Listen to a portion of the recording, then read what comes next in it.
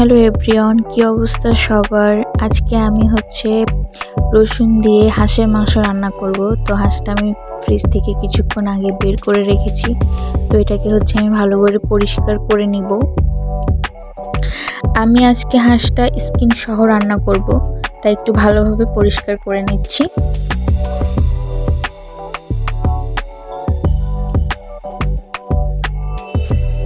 এই তো এখানে হাঁসটা প্রায় পরিষ্কার করা কমপ্লিট। এখন আমি এটাকে একটু আগুনে পুড়ে নিব।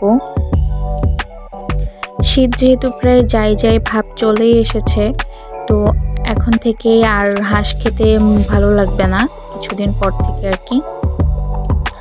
তো পোড়া কমপ্লিট হওয়ার পরে আমি এখানে হাঁসটাকে আর একটু বেছে নিচ্ছি। দেন আমি এটাকে অফ ক্যামেরায় কেটে নিব। তো আমার কাটাকুটি ডান। এবার আমি হাঁসটাকে ভালো করে পরিষ্কার করে ধুয়ে নিব। এই তো অফ ক্যামেরায় আমি হাঁসটাকে আরও সুন্দরভাবে 2-3 বার পানি দিয়ে ধুয়ে নিয়েছি ভালো করে। মাংসের টুকরোগুলোকে এখন আমি একটা কড়াইয়ের মধ্যে নিয়ে নিচ্ছি। এবার আমি পেঁয়াজগুলোকে কুচি করে নিব। এবার আমি কড়াইটা চুলার উপর বসিয়ে হাঁস রান্নায় যা যা মশলা লাগে সব দিয়ে দিব। এখানে আমি দিয়েছি পেঁয়াজ কুচি, রসুন বাটা, আদা বাটা, হলুদ গুঁড়া, মরিচের গুঁড়া, জিরার গুঁড়া, লবণ আর তেল। আজকে আমি মাংসটা হাতে মেখে রান্না করব। সো আমি মশলাগুলো সব দিয়ে এবার গরম মশলা অ্যাড করছি।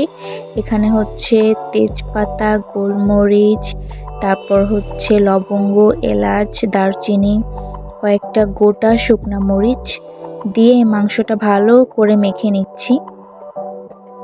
কিছুক্ষণ রান্না করার পর মাংসটা থেকে কিছুটা পানি ছেড়ে দেবে। এই পানি দিয়েই মাংসটা কিছুক্ষণ রান্না করব। এখন পাশের চুলায় আমি একটু খিচুড়ি রান্না করব, যার জন্য আমি পরিমাণ মতো চাল ডাল সব নিয়ে নিয়েছি। এখন এর মধ্যে পেঁয়াজ কুচি, রসুন বাটা, কিছু আস্ত রসুন সব দিয়ে চুলার পরে উঠিয়ে কিছুক্ষণ রান্না করে এবার এটার মধ্যে আমি পানি অ্যাড করব। দেন দেখলাম যে পাশের চুলায় আমার মাংসটাও কষানো হয়ে গেছে। এখন আমি আরও কিছুটা পানি, গরম পানি অ্যাড করছি মাংসটাকে আরও ভালো করে কষানোর জন্য। দেন আমি অ্যাড করব কিছু রসুন, তারপর আলু। দেন আমি আবার নাড়ানাড়ি করে গরম পানি অ্যাড করব। আর এদিকে আমার খিচুড়িটাও অলমোস্ট ডান। সো এদিকে মাংসটাও প্রায় সিদ্ধ হয়ে এসছে। আমি এখন এটাকে নামিয়ে নিব। তো থ্যাঙ্কস ফর ওয়াচিং। আর এটা আমার রান্নার ফাইনাল লুক। টাটা সবাইকে।